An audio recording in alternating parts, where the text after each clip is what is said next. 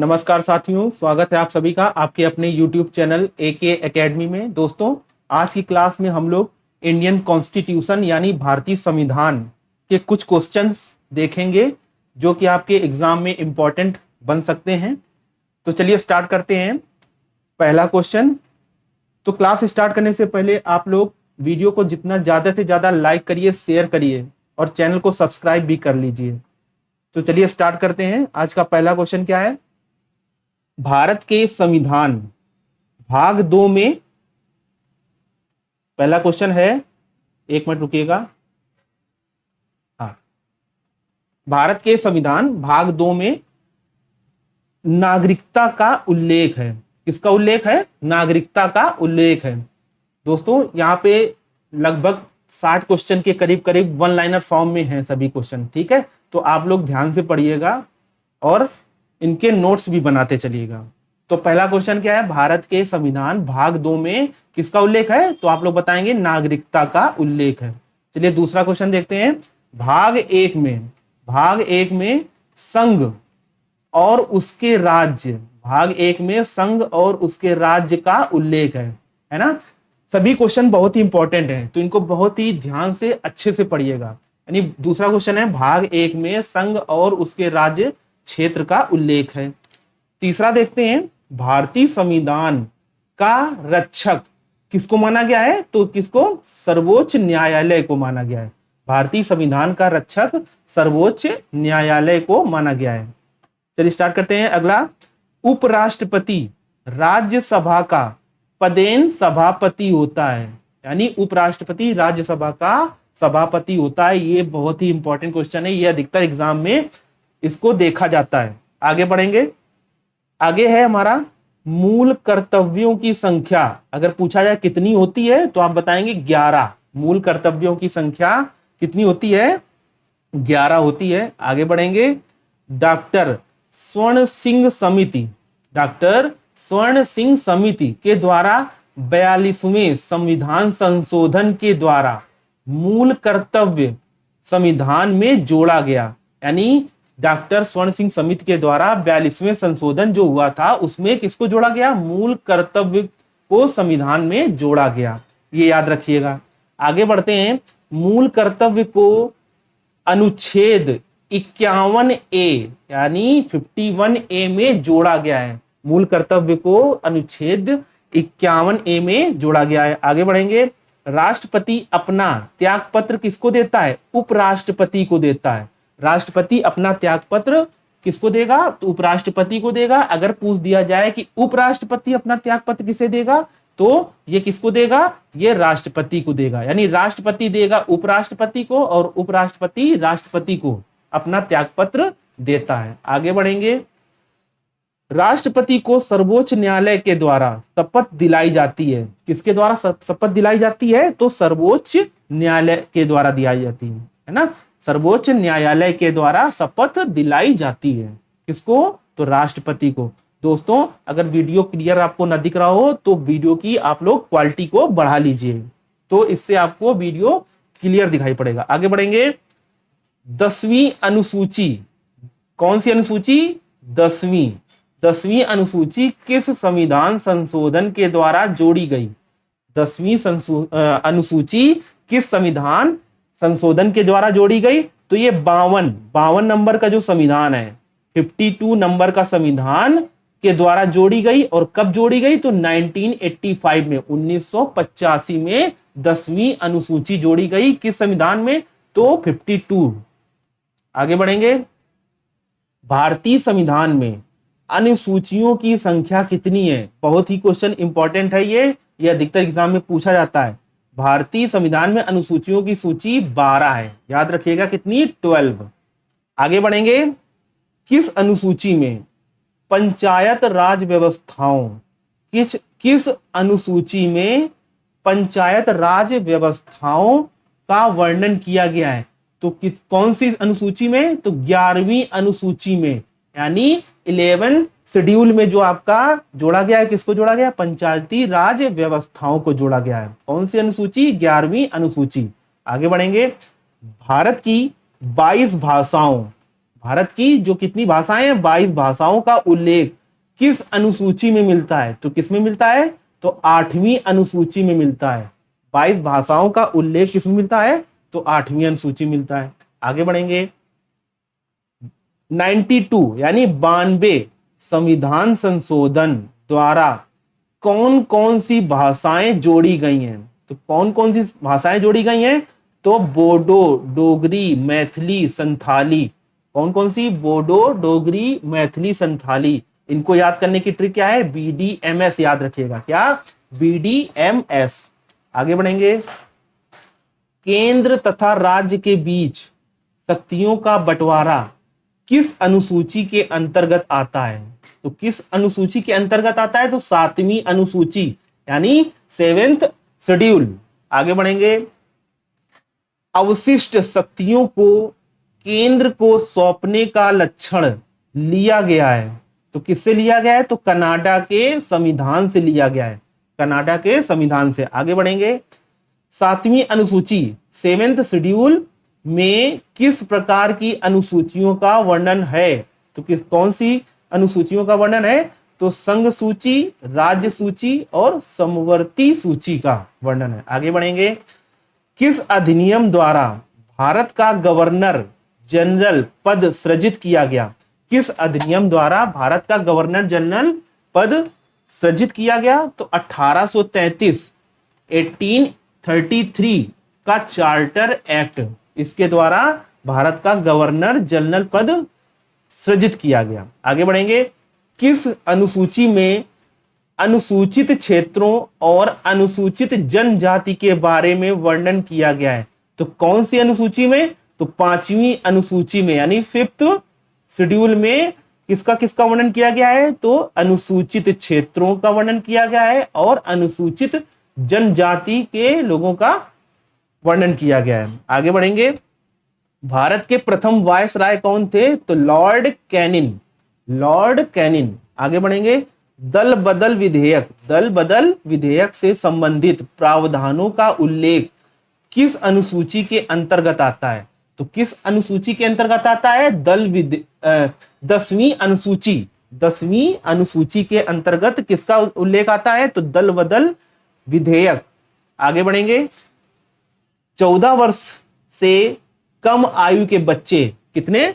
14 वर्ष से कम आयु के बच्चे कारखाने में काम नहीं कर सकते, किस अनुच्छेद में कहा गया है? तो अनुच्छेद 24 में। अनुच्छेद 24 में कहा गया है कि बच्चों से काम नहीं कराया जाएगा, यानी 14 वर्ष से जो बच्चे कम की आयु के हैं उनसे कारखानों में काम नहीं कराया जा सकता है। तो ये किसमें बोला गया है? अनुच्छेद 24 में। आगे बढ़ेंगे।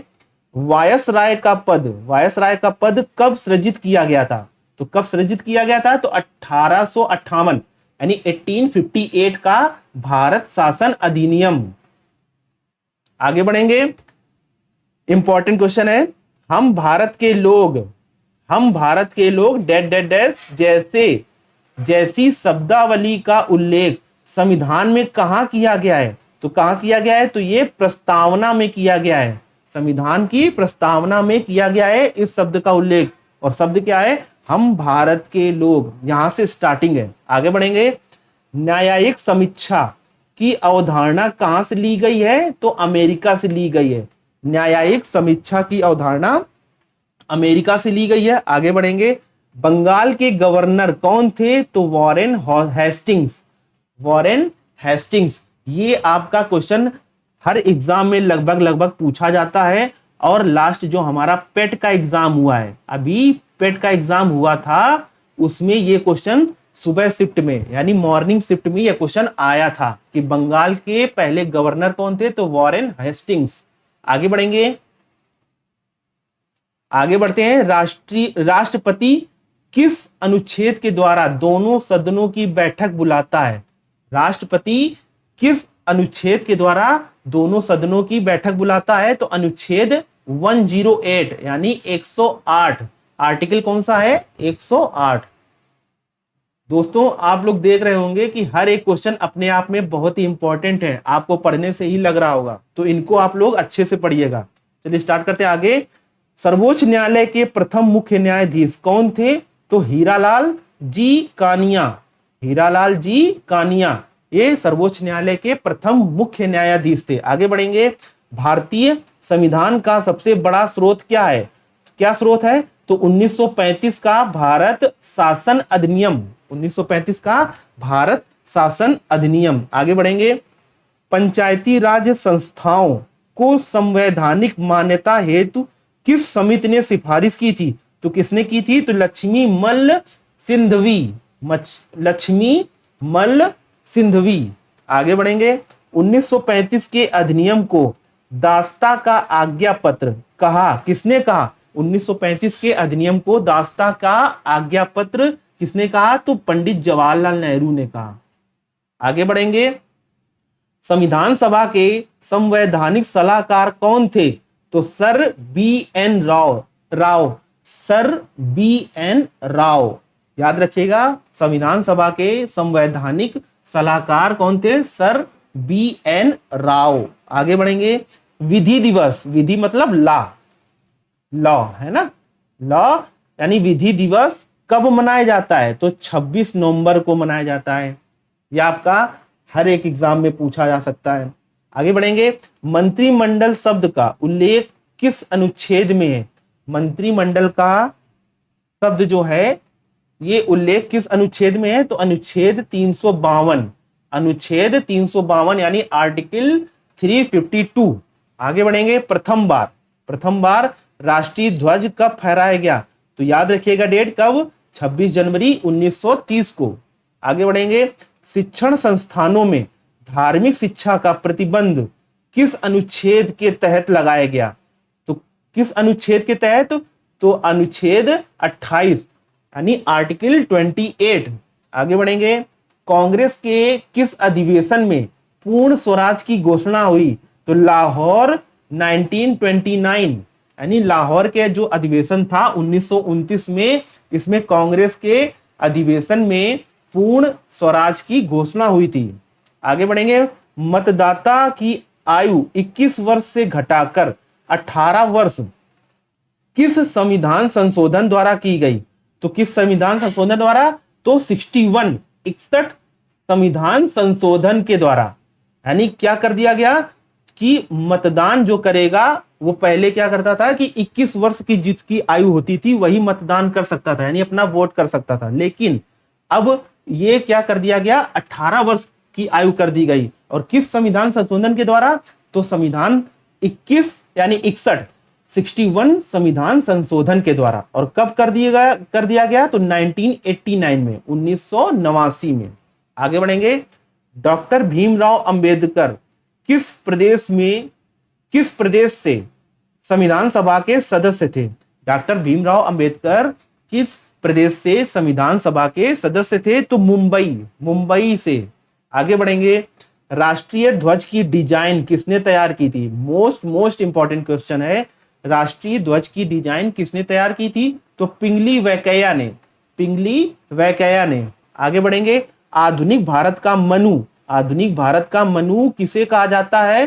तो डॉक्टर भीमराव अंबेडकर को। आगे बढ़ेंगे।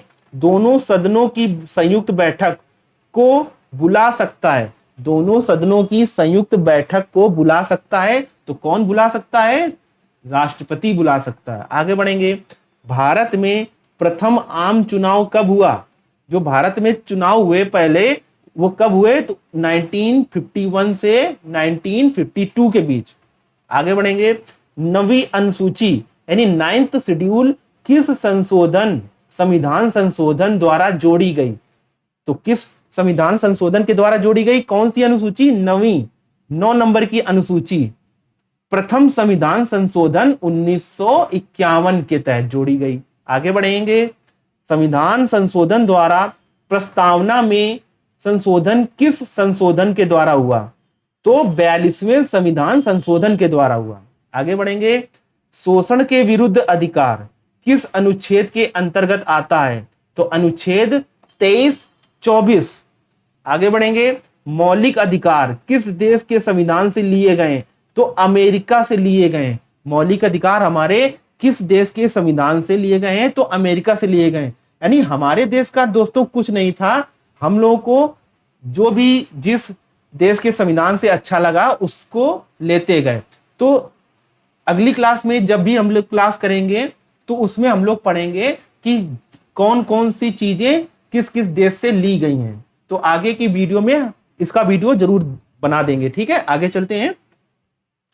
किस संविधान संशोधन द्वारा दिल्ली को राष्ट्रीय राजधानी का दर्जा दिया गया? तो किस संविधान संशोधन के द्वारा? तो 69 नंबर का, यानी 69 नंबर के संविधान संशोधन के द्वारा दिल्ली को राष्ट्रीय राजधानी का दर्जा दिया गया। आगे बढ़ेंगे। ईस्ट इंडिया कंपनी के शासन का अंत किस अधिनियम के द्वारा किया गया? तो किस अधिनियम के द्वारा? 1858 का भारत शासन अधिनियम के द्वारा। आगे बढ़ेंगे। लोक लेखा समिति, कौन सी समिति? लोक लेखा समिति में कितने और किस सदन के सदस्य होते हैं? लोक लेखा समिति में कितने और किस सदन के सदस्य होते हैं? तो 22 सदस्य होते हैं, पहली बात।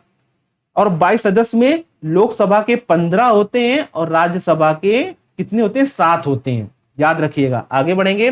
राष्ट्रीय आपात में कौन सा अनुच्छेद निलंबन यानी सस्पेंशन?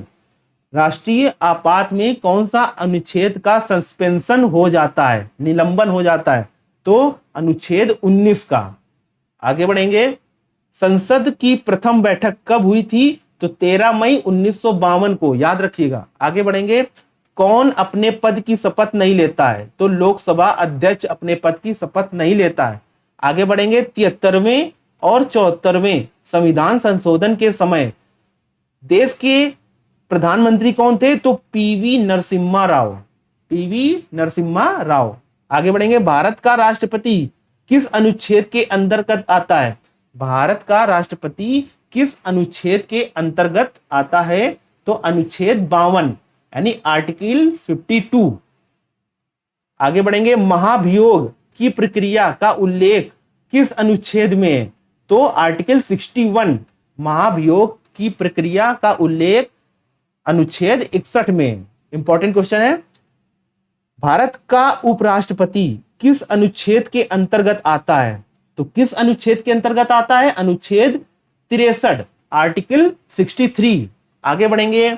भारतीय संविधान का मैग्ना कार्टा किस भाग को कहा जाता है? तो किस भाग को कहा जाता है? भाग 3 को, भाग 3 को। और भाग 3 में मौलिक अधिकार का वर्णन किया गया। आगे बढ़ेंगे।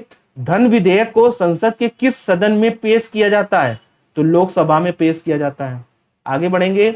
डॉक्टर भीमराव अंबेडकर ने किस अधिकार को भारतीय संविधान की आत्मा कहा है? तो संवैधानिक उपचारों का अधिकार, जो कि अनुच्छेद 32 में है। और ये very very most important question है। आगे बढ़िएगा। किस संशोधन द्वारा संपत्ति के मूल अधिकार को एक कानूनी अधिकार बनाया गया? तो किस संशोधन द्वारा संपत्ति के मूल अधिकार को एक कानूनी अधिकार बनाया गया? तो 44वें संविधान संशोधन यानी 44 नंबर का जो संविधान संशोधन हुआ उसमें बनाया गया। और कब किया गया? तो 1979 के द्वारा। आगे बढ़ेंगे। केंद्र और राज्य के बीच समवर्ती सूची प्रस्तावना की भाषा कहां से लिए गए हैं? तो ऑस्ट्रेलिया से लिए गए हैं। कुछ ना कुछ सभी देशों से लिया गया है। आगे बढ़ेंगे। राष्ट्रपति संसद में कितने सदस्यों को मनोनीत करता है? तो आप लोग जानते होंगे 14 सदस्यों को मनोनीत करता है। लेकिन कहां से? तो राज्यसभा से 12 और लोकसभा से 2। राज्यसभा से 12 लोगों को मनोनीत करता है और लोकसभा से 2 लोगों को मनोनीत करता है, यानी टोटल 14 लोगों को मनोनीत करता है। आगे बढ़ेंगे। प्राक्कलन समिति के कितने और किस सदन के सदस्य होते हैं? तो लोकसभा के 30 सदस्य होते हैं। प्राक्कलन समिति के कितने और किस सदन के सदस्य होते हैं? तो लोकसभा के 30 सदस्य होते हैं। आगे बढ़ेंगे। धन विधेयक किस अनुच्छेद में उल्लेखित है? तो अनुच्छेद 110, आर्टिकल 110। आगे बढ़ेंगे। प्रांतीय संविधान समिति, इंपॉर्टेंट क्वेश्चन है। प्रांतीय संविधान समिति के अध्यक्ष कौन थे? तो सरदार वल्लभ भाई पटेल। या नाम याद रखिएगा, ये किससे रिलेटेड थे? तो प्रांतीय संविधान समिति। आगे बढ़ेंगे, संसद में धन विधेयक को प्रस्तुत करने के पूर्व किसकी अनुमति आवश्यक है? संसद में धन विधेयक को प्रस्तुत करने के पूर्व किसकी अनुमति आवश्यक है? तो किसकी? राष्ट्रपति की। यानी धन विधेयक को प्रस्तुत करने से पहले राष्ट्रपति की अनुमति लेना आवश्यक है। आगे बढ़ेंगे दोस्तों, यहीं तक थे, यानी लगभग 60 से 65 के बीच में हम लोगों ने क्वेश्चन को कवर कर लिया है और सभी क्वेश्चन अपने आप में बहुत ही इंपॉर्टेंट हैं। इनको अपनी कॉपी में नोट करिए और डेली इनका रिवीजन करिए। Thank you.